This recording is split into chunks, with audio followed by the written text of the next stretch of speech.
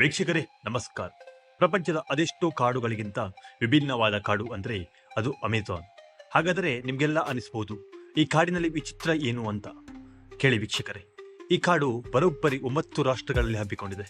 55 ಲಕ್ಷ ಚದರ ಕಿಲೋಮೀಟರ್ನಷ್ಟು ಕಾಡಿನ ವಿಸ್ತೀರ್ಣ, 1300 ಪಕ್ಷಿ ಪ್ರಭೇದಗಳು, 40,000ಕ್ಕೂ ಅಧಿಕ ಸಸ್ಯ ಪ್ರಭೇದಗಳಿವೆ, 2,000ಕ್ಕೂ ಅಧಿಕ ವಿಧದ ಮೀನುಗಳಿವೆ, 450ಕ್ಕೂ ವಿಧದ ಸಸ್ತನಿಗಳಿವೆ.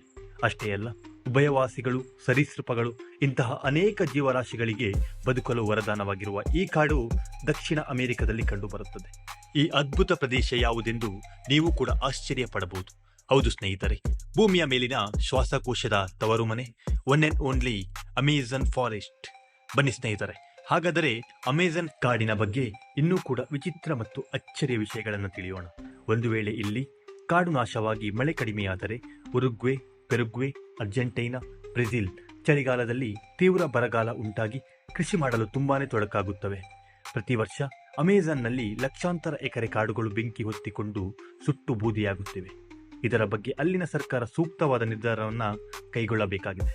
ಪ್ರಪಂಚದ ಅತಿ ದೊಡ್ಡ ಮಳೆ ತರುವ ಕಾಡುಗಳು ಇದಾಗಿದ್ದು, ಪ್ರಪಂಚದ ಅತಿ ದೊಡ್ಡ ಮತ್ತು ಎರಡನೇ ಉದ್ದವಾದ ನದಿಯಾದಂಥ ಅಮೆಜಾನ್ ನದಿ ದಕ್ಷಿಣ ಅಮೆರಿಕದಲ್ಲಿ ಹುಟ್ಟಿ 9 ರಾಷ್ಟ್ರಗಳ ಮೂಲಕ 6,840 ಕಿಲೋಮೀಟರ್ ಕ್ರಮಿಸಿ ಅಟ್ಲಾಂಟಿಕ್ ಮಹಾಸಾಗರವನ್ನು ಸೇರುವುದರಿಂದ ಸಮುದ್ರದ ನೀರಿನ ಲವಣ ಪದಾರ್ಥಗಳು ಕಮ್ಮಿಯಾಗಿ 80% ಭಾಗ ಕುಡಿಯಲು ಯೋಗ್ಯವಾದ ನೀರಾಗುತ್ತದೆ. ಅದರಿಂದ ಈ ನೀರಿನ ಬಣ್ಣವು ಬದಲಾಗುತ್ತದೆ. ಇದರ ಅಕ್ಕಪಕ್ಕದಲ್ಲಿ ದಟ್ಟವಾದ ಕಾಡುಗಳು ಇದ್ದು ಜಗತ್ತಿನ ಅತಿ ದೊಡ್ಡ ಕಾಡೆಂದು ಹೆಸರುವಾಸಿಯಾಗಿದೆ. ಗೆಳೆಯರೇ, ನೀವು ಹಾಲಿವುಡ್ ಮೂವಿಗಳಲ್ಲಿ ದೊಡ್ಡ ದೊಡ್ಡ ಹಾವುಗಳನ್ನು, ಕೀಟಗಳನ್ನು ಹಾಗೂ ಅನೇಕ ಜೀವರಾಶಿಗಳನ್ನು ನೋಡಿರ್ತೀರಾ. ಆದರೆ ಇಂಥ ಜೀವರಾಶಿಗಳು ಸಣ್ಣ ಸಣ್ಣ ಕಾಡಿನಲ್ಲಿ ಇರಲು ಸಾಧ್ಯವೇ ಇಲ್ಲ. ಹಾಗಾದರೆ ಇಂಥ ಭಯಂಕರ ಜೀವರಾಶಿಗಳು ಎಲ್ಲಿರುತ್ತವೆ ಗೊತ್ತಾ? ಇವೆಲ್ಲವೂ ಕೂಡ ಭೂಮಿಯ ಹೃದಯ ಭಾಗ ಅಂತ ಕರೆಸಿಕೊಳ್ಳುವ ಅಮೆಜಾನ್ ಕಾಡಿನಲ್ಲಿ ಮಾತ್ರ. ಅಮೆಜಾನ್ ಫಾರೆಸ್ಟ್, ಇದನ್ನ ರೈನ್ ಫಾರೆಸ್ಟ್ ಅಂತಲೂ ಕರೆಯುತ್ತಾರೆ. ಈ ಅಮೆಜಾನ್ ಫಾರೆಸ್ಟ್ ಎಷ್ಟು ವಿಶಾಲವಾಗಿ, ಎಷ್ಟು ದಟ್ಟವಾಗಿದೆ ಅಂದರೆ ವಿಜ್ಞಾನಿಗಳಿಗೂ ಕೂಡ ಇನ್ನೂ ಪೂರ್ತಿಯಾಗಿ ಅರ್ಥ ಮಾಡಿಕೊಳ್ಳಲು ಸಾಧ್ಯವಾಗುತ್ತಿಲ್ಲ.